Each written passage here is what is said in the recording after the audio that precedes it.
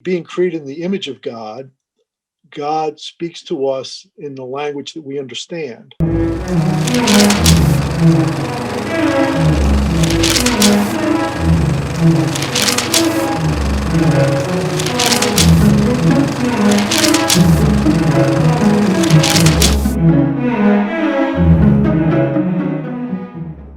Hello, everyone. Today, I'm incredibly excited to talk to Dr. James Menzies, among many other accomplishments, including being the former pastor of Perryville Bible Church.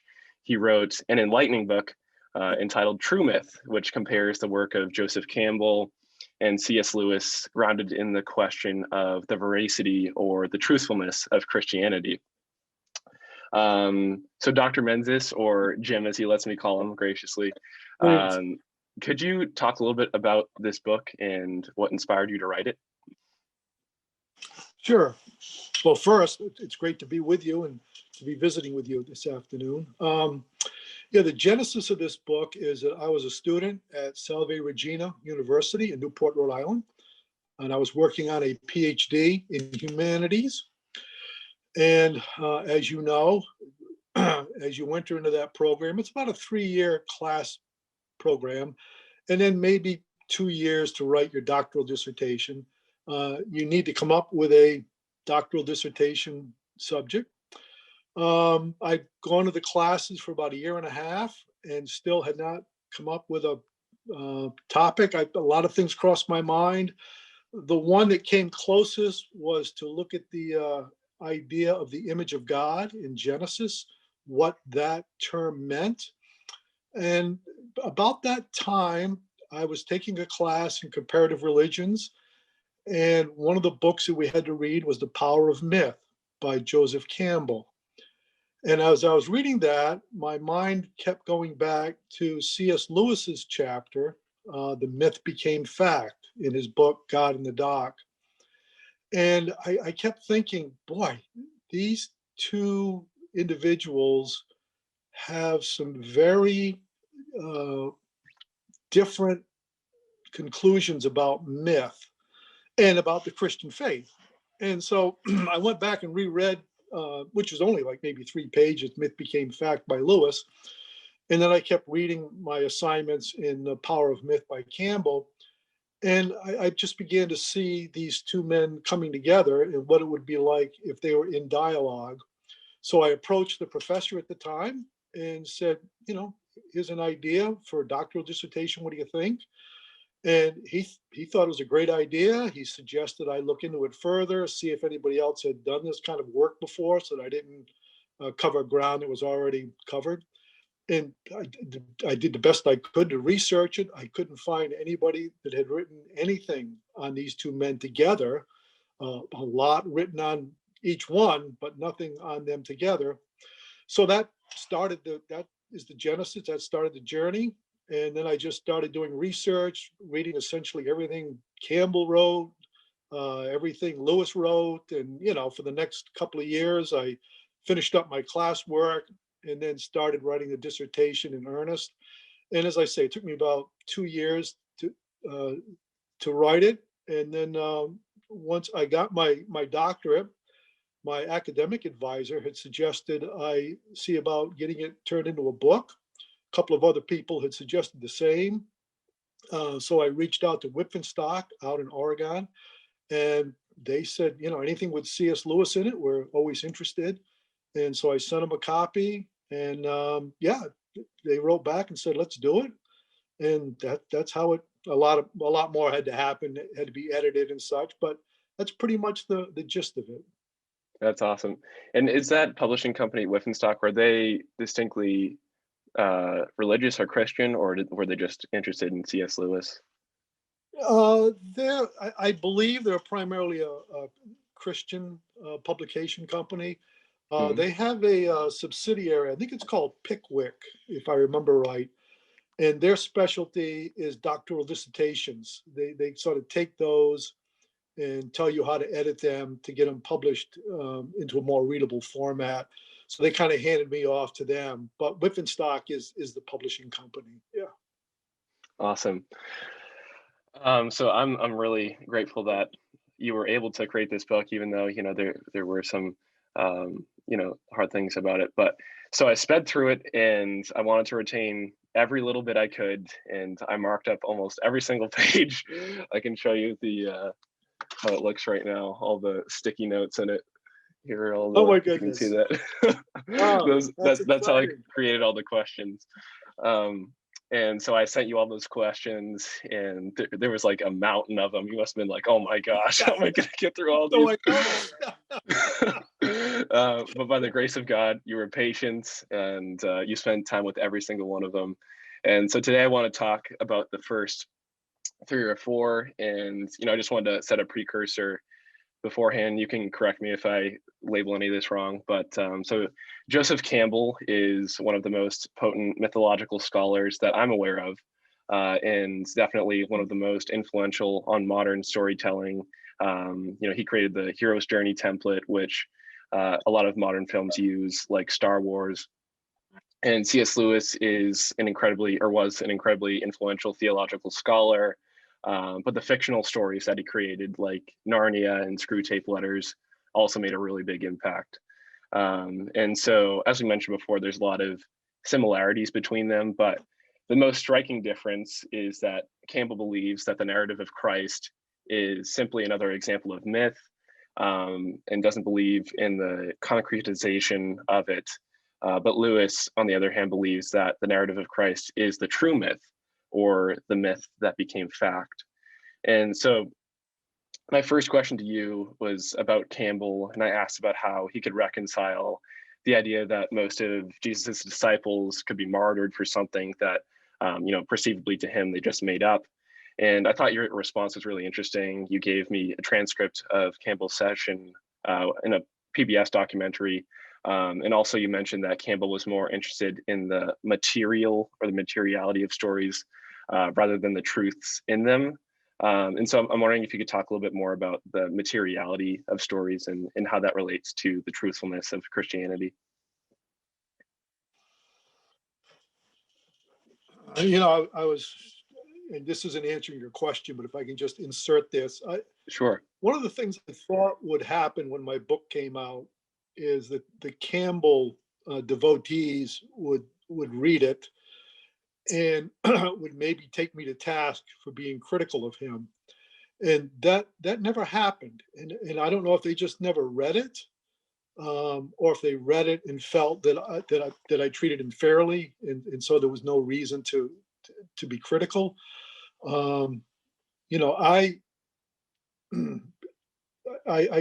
even if someone doesn't know me, I think they could tell that I come down more on the side of C.S. Lewis when it comes to the Christian faith than I do Joseph Campbell. But I did try very hard to present Campbell fairly and honestly. So maybe that's why I didn't get as much flack as I anticipated.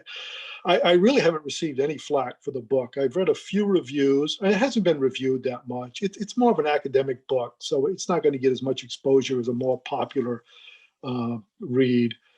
But the reviews I've read of it, from people who didn't know me that would say something nice about it, they all feel I treated both authors fairly. So I haven't received any really nasty reviews.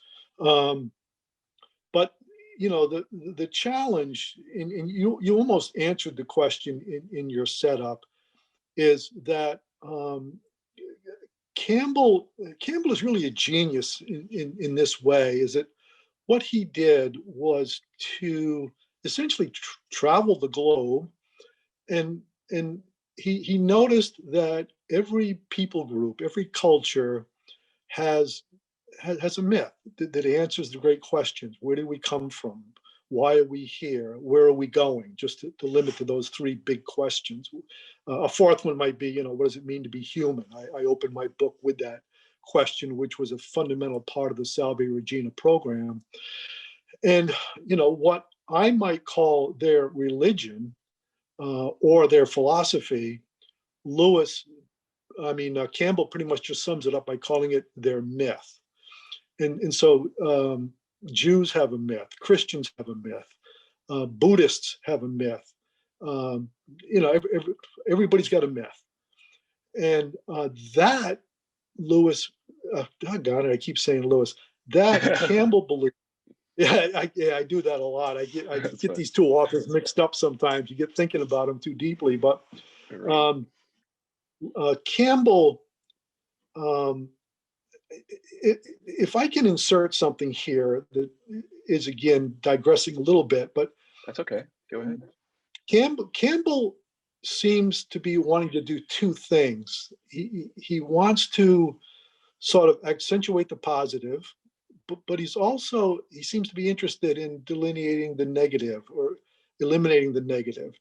Um, and I think he would argue that one of humanity's problems is thinking that your myth is the only myth. And as a result of that belief, we have wars, we have hatred, we have anger, we have all kinds of problems.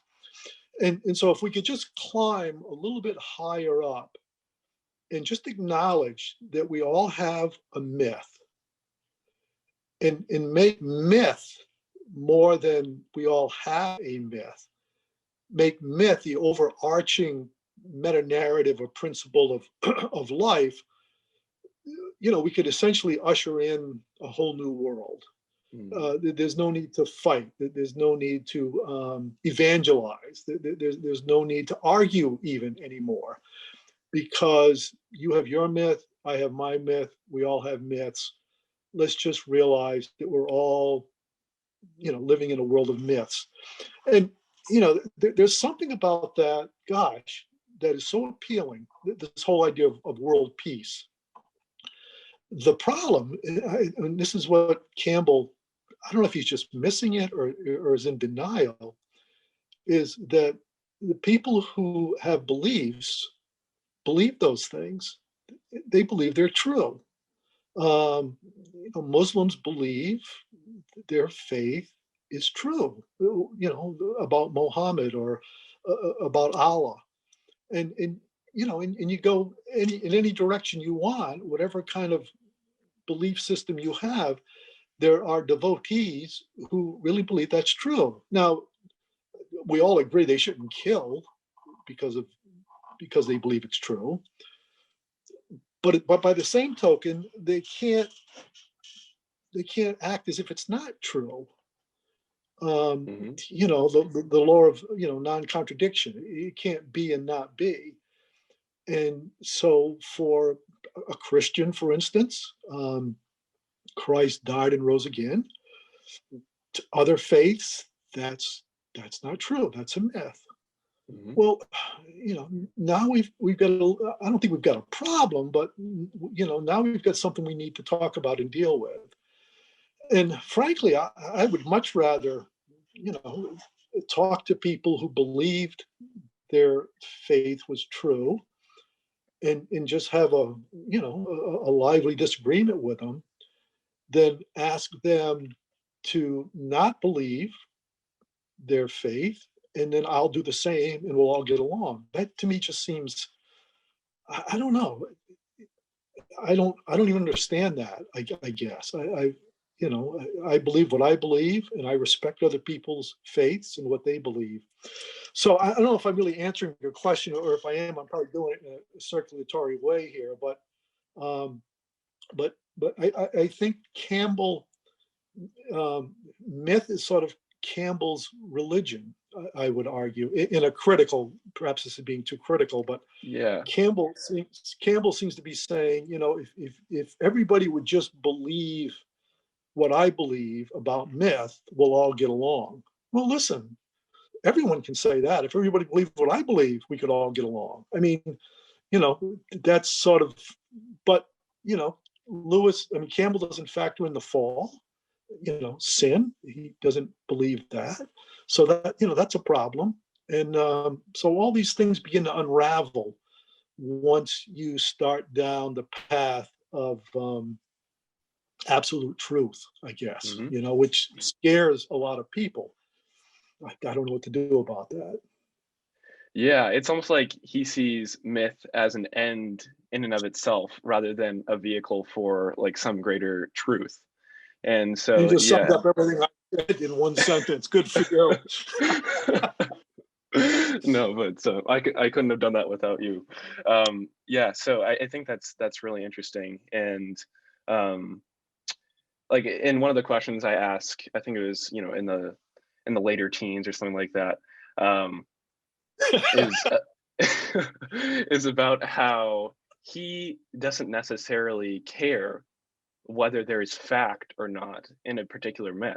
Like he believes in a lot of the things written in the Bible are historical fact, but when we get to miracles and the idea that Jesus ascended into heaven and stuff like that, he says that that part is fake and that's not actually true. It's just something that's been embellished in order to make it sound more spectacular or more in tune with a myth.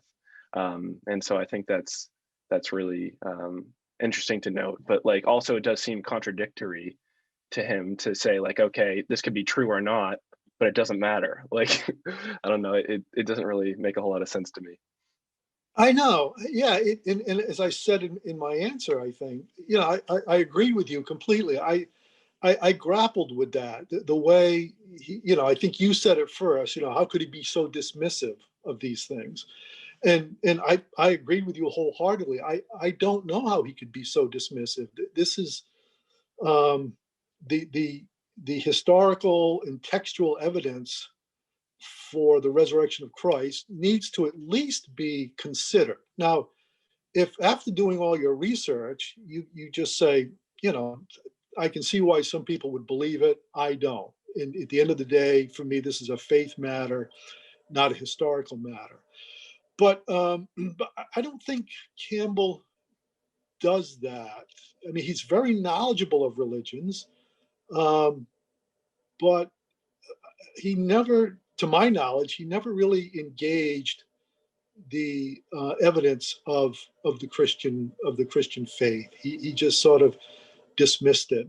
I thought a little too quickly. I would have loved to have had. I looked in vain for Lewis or Campbell talking about the other. Lewis writing on Campbell, Campbell writing on Lewis, and I never found it. I did find, I think it was in one of Campbell's books, a quote by Lewis, but it was just something he had at the beginning of a chapter, like a thought. So I never saw where the two men engaged, and boy, that would have been the mother lode if I could have gotten something where they talked to each other. Because Lewis talks, he talks about Freud. I mean, Lewis was well read, well versed, but he and Campbell never crossed paths, and I That kind of would have wish made your they job a had. lot easier. Yeah, I would have. Yeah, either that or by the time I came along, so many people would have written books on it that Right. I'd have had to find something else to do. Exactly. Yeah. Awesome. Well, thank you so much for that. The next thing I'd like to talk about is the second question I mentioned to you about how Tolkien and Lewis have different opinions on the importance of allegory or allegorical representations of Christianity in their stories. C.S. Lewis thought that they should be prevalent, as is seen with Aslan in the Chronicles of Narnia, while Tolkien, and for people who don't know, he's the author of Lord of the Rings, thought that theological themes should be left to the professionals or, just so hidden within his stories that they weren't necessarily noticeable, and that young children may be confused by the intertwinement of fantasy and theology. So could you talk a little bit about why you think that's the case? I mean, you sent me that article and I read it and I thought that was really good. So if you just want to, talk a little bit about that or more about what you wrote in the book, that'd be awesome. Yeah, Tolkien comes up a lot. Whenever you do anything on Lewis, Tolkien's going to come up, and I imagine people that work on Tolkien, read a lot about Lewis, and I deliberately tried not to go down that path because I knew Tolkien was going to be a whole other universe. I mean, here's a man that created a universe, in his Rings books. So I tried to kind of stay away from him, and profess to be very familiar with his take on things. But I mean, everything you just said uh, is spot on. He and Lewis, from what I can gather, seem to have a big difference of opinion on allegory, and even how much the Christian faith should play in to their fantasy writings.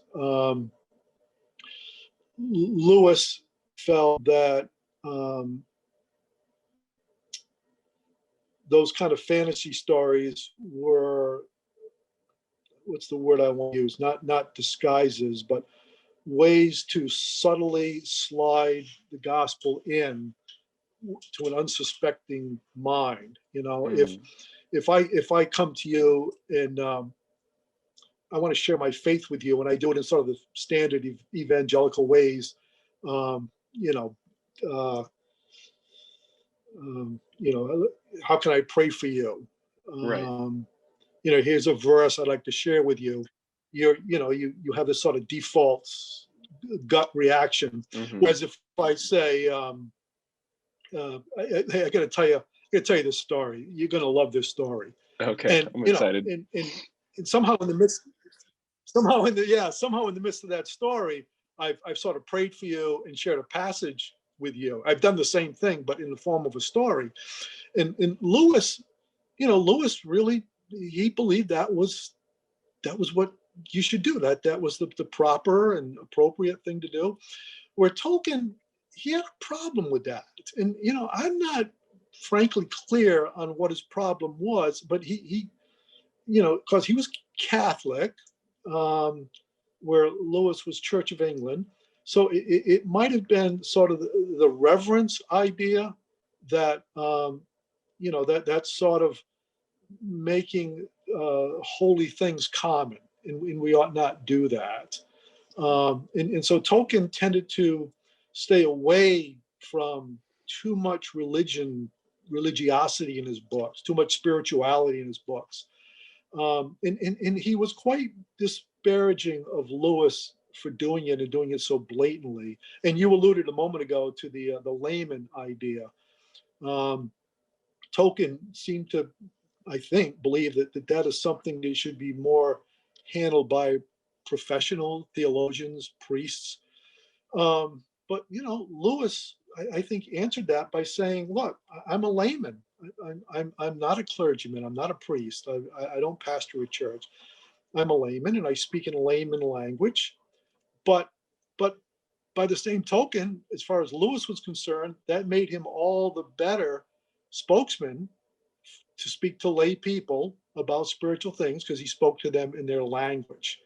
So it would have been nice, I think, if somehow he and Tolkien could have bridged that gap. And I'm not sure that my answers are adequate about being left to the professionals, but it seemed to be what Tolkien. I think that's what Tolkien thought. But you'd probably be better off talking to somebody who's done a lot of work on Tolkien, to answer that question. I'm not sure. Everything you said, I agree with, and that's my small contribution to the conversation, I guess. Yeah, and I think it's a significant one too, and one that I've been trying to work through as I'm a filmmaker, and I've thought about how I want to create things in the future. How prevalent do I want to make Christian themes? Because I think that a large problem that Christian movies have is that they're so blatant in misrepresentations of everyday persons, whether they be an atheist. Like in God's Not Dead, for example, they make the atheist just a complete jerk and somebody who's not how any atheists are. And so I think you don't necessarily want to go that route, but maybe there's something to be said about not slipping in things that are trying to deceive people, oh, this isn't actually a Christian story, but it is at the same time. But I definitely lean more towards the side that it's okay to insert Christian themes, because I think at least from my short study, it's kind of they're inherent in almost every type of story, because Campbell talks about how there's always a death and there's a resurrection, in the same way that with Christ there's a death and resurrection. And so I think it's sort of hard to differentiate those. If yeah. Yeah. I mean, I think, as the Apostle Paul says to the spiritual man, all things, you're able to see it in everything. And, you know, I I don't think I do it consciously, but if you and I were sitting in a room, we could turn on anything at random, and if we were very conscious of it, we could find spiritual truths there, because it's human. Even if it's a nature documentary, we've got Romans 1 in creation, or Genesis Mm-hmm. 1. We can find spirituality or spiritual truths in anything. But I do want to ask you a question now. What did you think of the Noah movie with Russell Crowe? Oh, Did you see it? I saw that a little while ago. When did that come out exactly? It was like 2013 or something like that. Yeah, Yeah, I yeah. think, like, I had done no study about this at that point, so I was a little bit confused about how they depicted it, especially with the Nephilim being big rock monsters. I'm like, what the crap is this? I didn't read about the Nephilim or anything until after that, and so it was interesting to me, because it seemed like it took a naturalistic approach to creation, except in that part for some weird reason. But there was a montage of like showing evolution through the lens of the creation story. And so I think, to me, I tend to be on the side that, like, God can use natural things, whether it be evolution. Like, I don't know if I'm 100% an old earth creationist yet, but I think God can use natural things in order to prove supernatural truths. And so, like, I don't necessarily think that the way they depicted it, or like, from what I can remember, necessarily disproves God. It's just that, like, God can use his creation in a number of ways, and maybe we're not capable of understanding everything yet. That's good. No, that's good. I like that.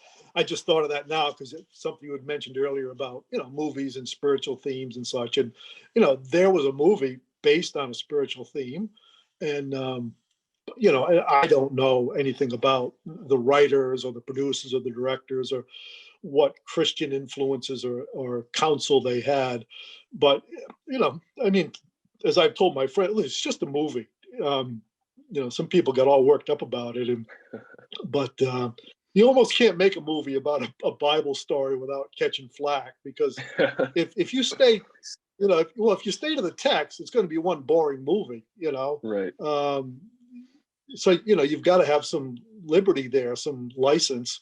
But once you start going off, you get Jesus smiling when you never thought he smiled at that point. You got problems. So I'll let you make the movies. I'll write a book. Exactly. Yeah. Have you seen The Chosen? I have not. No. Okay. Yeah. That's interesting. You mentioned Jesus smiling, because in this series they try to remain close to the biblical text, but at the same time they add a lot of backstory to make it more interesting. And they also change the depiction of Jesus from what people are normally used to. Like, he makes jokes, and he's charismatic, and not in the sense that like Jesus Christ superstar or something like that, but like he's just seems like a warm, welcoming person, and not this like stoic, super otherworldly type person. And I think it's interesting because as Christians believe, Jesus was fully God but also fully man. And so I think it's sometimes people lean so much in the God part, and sometimes people lean so much into the man part, and it's hard to kind of find that sweet spot in between the two. I know. I don't know how you do it. I mean, I don't know how anyone does it. I mean, I read the Gospels, and I go back and forth. He knows what was in their heart. Well, there's the God part.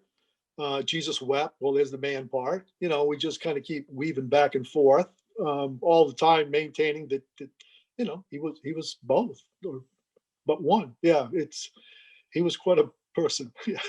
Exactly. Totally. Yeah. Yeah. Yeah. Yeah. I'd recommend it if you haven't seen it yet, just to, have something to watch. It's Hey, really good. I should have before now. I just haven't. But I've read reviews. A lot of my TV viewing is through reviews. Is through reading. I just Mhm. want to keep up on things. But I don't watch as much of it as I probably should. Yeah, I totally get it. Um, and then I want Did to go you back. read the? I'm sorry. Did you read The Shack? I mean, this is going back a few I years haven't still. read The Shack. I did see the movie The Okay. Shack though. Yeah. Yeah. All right. Although, yeah, don't bother reading the book. That's okay. It's yeah.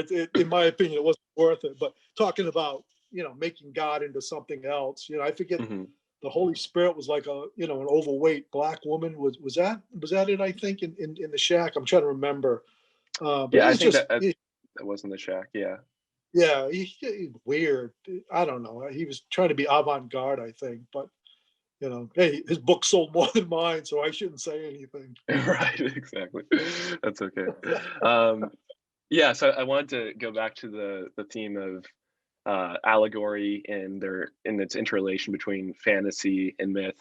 And so in the beginning of the book, you attempt to define myth and other related terms like fantasy and allegory. And you talk about how difficult it is to define them because they kind of sort of weave into each other, but also have distinct qualities as well.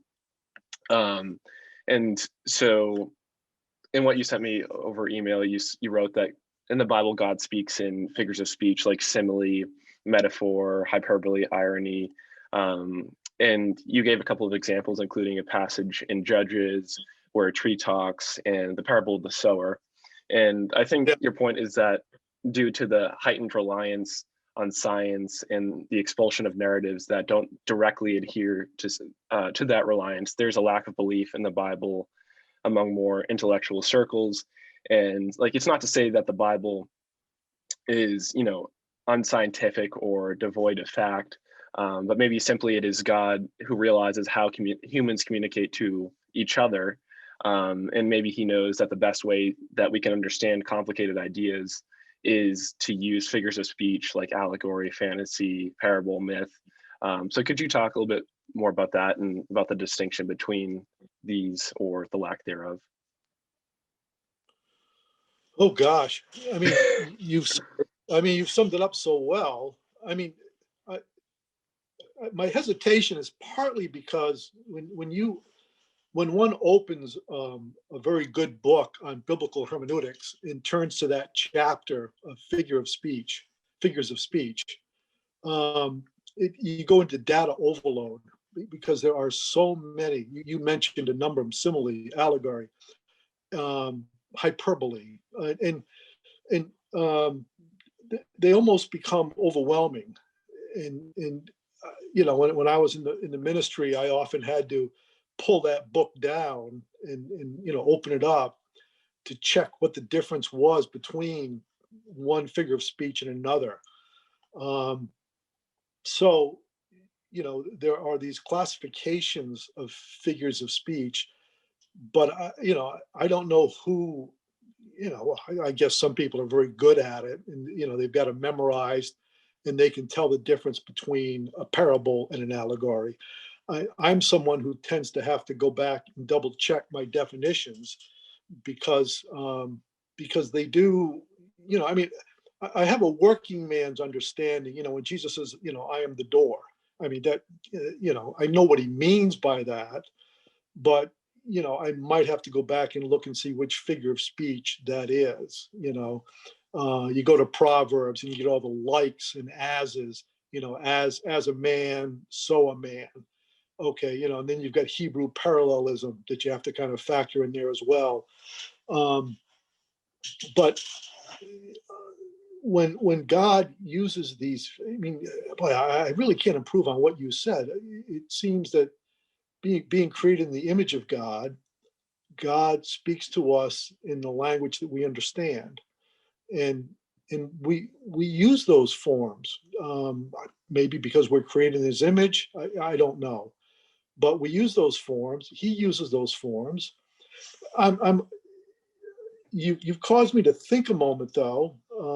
when you mention that, some scholars may be dismissive of the Bible Hmm. because of those. But, it seems to me a scholar in the true sense of the word would be able to, discern and distinguish between figures of speech. I Right. mean, every day we say, well, the sun's coming up or the sun's going down. Well, technically it's not. But that's the way we talk. Hmm. Um, so, a scholar should, well, and there are scholars, we certainly don't want to make scholar a bad word. There are scholars that read the Bible every day and understand those figures of speech. And to the scholar who doesn't, I think it's more of a heart problem than it is an academic problem. Um, I mean, I don't know what more I can add. You answered the question so well when you asked it that I really don't know what more I can add to it. You've obviously done your homework. Right. Sorry, I didn't mean to to disrupt you answering it, but yeah, I think that's it's so important to realize that just because humans talk a certain way and we say that the sun rises or the sun sets doesn't mean that like what we're saying is untrue. Sure, we're communicating it in a way that we're used to hearing and that we can understand, even if like that's not actually what we mean. Like we know at the end of the day that we revolve around the sun, and it's not like the sun is rising or setting around us. But yeah, I think that's really important to note that like there were certain ways of communicating back then, and some of them have remained until today, and some of them were more prevalent back then. Um, but we just need to kind of do our homework and just realize that just because it's a way of communicating doesn't necessarily mean that it devalues the science or the fact of it. Yeah, and it gets complicated because, the miracles I think are great examples of where it can get complicated. So let's take a story where Jesus died. They take his body down off the cross. They wrap it up in linen and they embalm it. They take it to the grave. They lay it in the grave. They roll the stone in front of the grave. Now he rises again. He comes 3 days later. He comes out of the grave. Well, folks, I think, like Campbell, might go along with you right up to the point of coming out of the grave. At that point, we know there's a myth there. Speaking of hope and joy and second chances, or whatever you want to stick in there. Now, the question I have is, well, who gets to determine where history stopped and myth began? Because we both just agreed he died, he was taken down, he was wrapped, he was carried, he was laid in the tomb. Mm-hmm. You and I both agree the historicity of all of that. Where we differ is that he rose again. So we just need to stop there and ask these two questions. Who gets to say history ended and myth began? And upon what grounds are they saying it? And that, now I suppose someone like Campbell would say, well, because people don't rise from the dead. Well, and of course, Lewis dealt with this, in some depth in his book Miracles. And we could talk about that, but that would take a whole other hour. But essentially, I think Lewis would say, well, to say that, you have to know everything. You have to know that there is no God, and you have to know that God, well, if there is no God, but if there is a God, you have to know that, and you have to know that he can't bring someone back from the dead. And so you don't know that. I mean, if we want to start down the path of what you don't know, we'll be here forever. I mean, we don't know a lot. So, to say, about, whether there's a God or not is just, you're wrong. You're wrong to begin with. And then Lewis would probably bring up, the seed analogy that, we put seeds into the ground and they die and then plants come up. And, there's a lot of evidences of life from death. And these are simple, the seed illustration is relatively primitive. It's simple. So it's not that far-fetched, to believe that there's a God who can, raise someone from the dead, give them life again. And of course, then we have the historical documents of the scriptures and the lives of the disciples, which you alluded to in your question. These guys, gave their life up for this truth. Mm-hmm. So, well, I'll stop there. I could say more, but I'll stop there. No, yeah, no, I think that's all really good. And, I think it's good to mention, just because you believe to a certain point that something is a fact, that doesn't mean that what you don't understand yet isn't a fact. And like, I think one of the things you mentioned too is like, people used to make myths about the moon and stuff like that, but then we discovered like, what the moon was, and we went to the moon, and that was no longer a myth anymore. So just because we didn't understand it yet doesn't mean that it's not a fact. And I think this applies too in terms of the existence of God. Like, sure, we can see the pattern of what God's created. And I think C.S. Lewis talks about this. I can't remember exactly which book, but there's a certain pattern that we can see in the world through science. Like waves and the sun and the moon and the stars. But there's got to be an originator of that, like it's in, sure, like we can't quite understand it yet. And we're all going by faith, and like, as Christians we would argue that there is fact to back it up. But at the end of the day, like, just because you can't quite see the originator, or you can't quite know what the moon is yet, doesn't mean it's actually it's wrong or false. Very good. Yeah, I agree. I have nothing to add to that. That's very insightful. Yeah, totally. All right, I think this comes to the end of the questions for today, but thank you so much for being a part of this video, and I'd love to have you back, definitely. Anytime. Yeah, and maybe we'll go through the next set of questions after that, maybe like 4 through 7. Okay. Yeah, this was fun. I enjoyed. Yeah, I really enjoy it too. You were, I think, just really brilliant, and this has not only challenged me intellectually, like reading this book, it's also helping my faith a lot, and being able to see like, I'm not just blindly believing something. It's like, okay, there's actual legit fact behind it, and this is a great way to begin to understand something that is really hard to understand, and like we might not ever fully understand until we get to heaven. But at the end of the day, it's not something that's rooted in falsehood. Like, we can determine, despite the similarities to other myths, like there's truth behind it.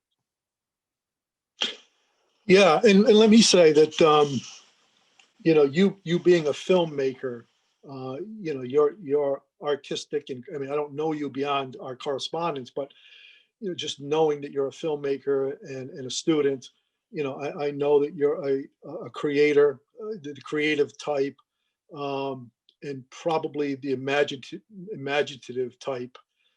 Imagination probably means a lot to you. You have to see things that don't exist and then bring them into existence through film.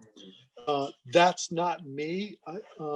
And so, this research that I did has been very good for me, because I grew up in in the 50s and 60s, when Christianity was, the apologetic was very factual, and you had the Bible and you had the historical evidence and Josh McDowell's famous book, Evidence That Demands a Verdict, which is so dated now.